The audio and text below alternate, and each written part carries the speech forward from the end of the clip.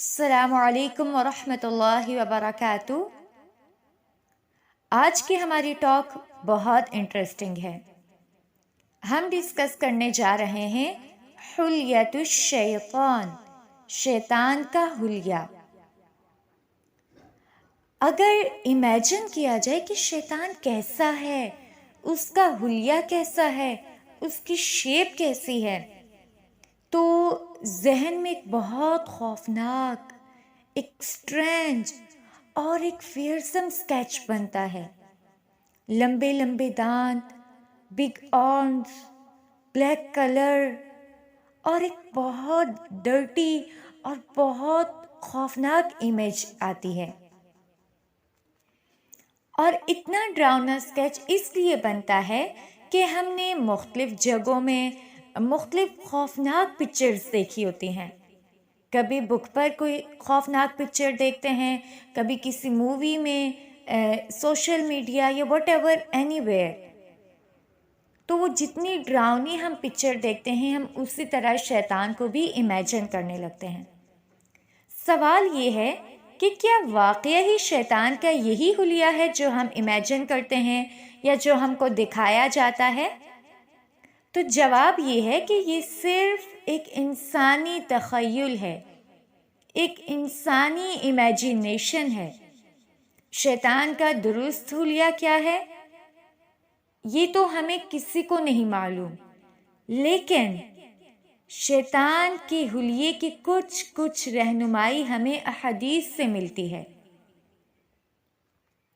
تو آئیے ہم دیکھتے ہیں احادیث کی روشنی میں کہ شیطان کا حلیہ کیا ہے۔ سب سے پہلے شیطان کا سر ہے، اور اس کی کیا دلیل ہے کہ شیطان کا سر ہے؟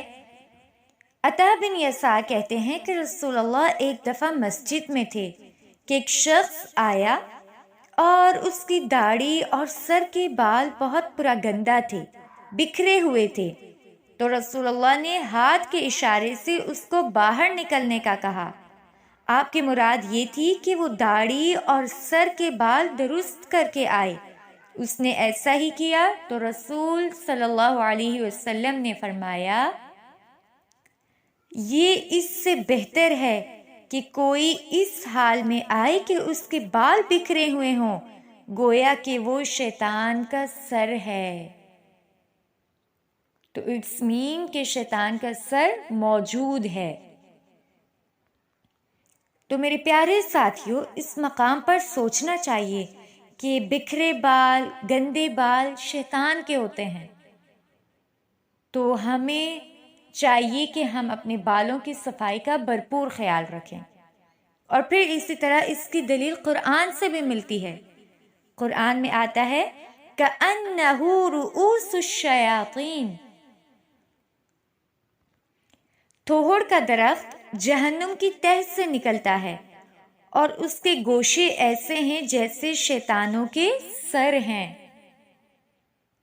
پھر اسی طرح پتہ چلتا ہے کہ شیطان کے سینگ بھی ہوتے ہیں۔ رسول اللہ صلی اللہ علیہ وسلم نے مشرق کی طرف اشارہ کر کے فرمایا، بے شک فتنہ اسی طرف سے نکلے گا جہاں سے شیطان کا سینگ نکلتا ہے۔ پھر پتہ چلتا ہے کہ شیطان کا لعاب بھی ہے، تھوک بھی ہے۔ اور اس کی کیا دلیل ہے؟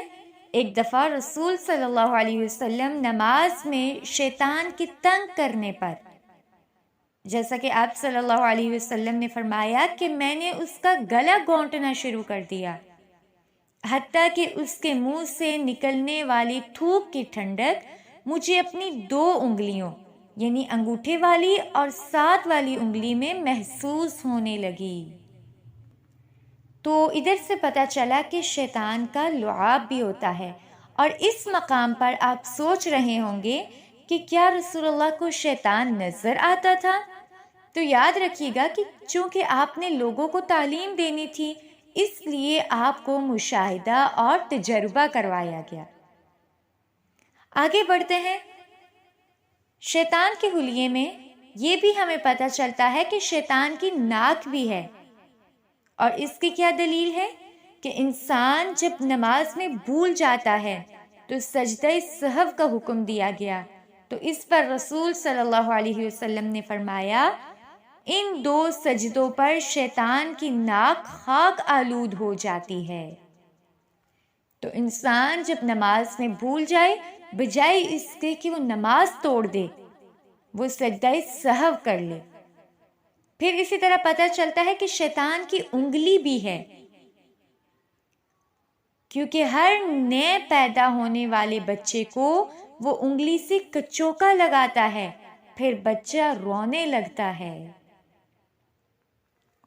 تو یہ کچھ آرگنز تھے جن کے بارے میں احادیث کی روشنی میں ہم نے جانا کہ واقعہ ہی شیطان کی انگلی ہے، شیطان کا سر ہے، اس کے سینگ ہیں، اس کا لعاب ہے۔ اب ہم شیطان کی کچھ کوالٹیز بھی ڈسکس کریں گے کہ کیا شیطان ہنستا ہے، کیا روتا ہے۔ تو یاد رکھیے گا کہ شیطان ہنستا بھی ہے۔